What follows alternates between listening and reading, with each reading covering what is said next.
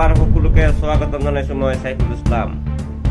আজিৰ গুৰুত্বপূৰ্ণ খবৰ, অসম সাহিত্য সভাৰ বাৰবুজিয়া অধিৱেশনলৈ কোটা স্থাপন। ধেমাজিত ভূমি ক্ষতিপূৰণৰ নামত কোটি টকাৰ দুৰ্নীতিৰ অভিযোগ। তামোলপুৰৰ হাতী মানুহৰ সংঘাত, 2জন নিহত। নিতৌ এনেকুৱা নিউজবোৰ পোৱাৰ বাবে চেনেলটো ছাবস্ক্ৰাইব কৰি বেল আইকনটো বজাই দিব। আমাক উৎসাহিত কৰিবলৈ এটা লাইক কৰিব আৰু বন্ধু বান্ধৱীলৈ শ্বেয়াৰ কৰিবলৈ একেবাৰে নাপাহৰিব।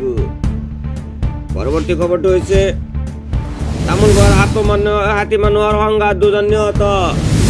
অসম আন্দোলনৰ নেতা বিশিষ্ট সমাজকৰ্মী দেৱজ্যোতি বৰগোহাঁইৰ বিয়োগ। আকাংক্ষিত জিলা হিচাপে দৰঙে লাভ কৰা অগ্ৰগতি পৰ্যালোচনা। নুৰুল আমিন ষ্টেডিয়ামত খেল মহাৰণ। কলিয়াবৰৰ দেওচুৰৰ ৰাজপথত ভয়াৱহ অগ্নিকাণ্ড। জামুগুৰি হাটত প্ৰদেশ কংগ্ৰেছৰ সভাপতি ভূপেন বৰা। নদুৱাৰ কংগ্ৰেছ বুথ লেভেল প্ৰশিক্ষণ শিবিৰ।